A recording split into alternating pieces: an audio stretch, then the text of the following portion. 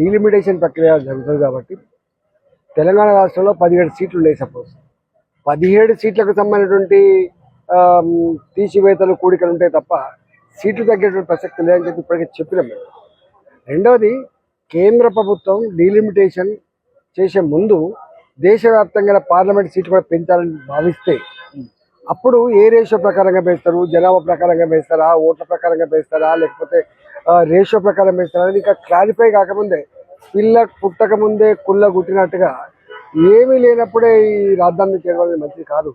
వాస్తవంగా ప్రతిపక్ష పార్టీలుగా, ప్రాంతీయ పార్టీలుగా ప్రజలకిచ్చిన హామీలను పరిష్కరించే సత్తాలు లేక ప్రజల్ని కేంద్ర ప్రభుత్వం మీద ఊసుకొలిపి పబ్బం గడుపుకునేటువంటి ప్రయత్నంలో భాగం తప్ప ఎక్కడ కూడా లేదు.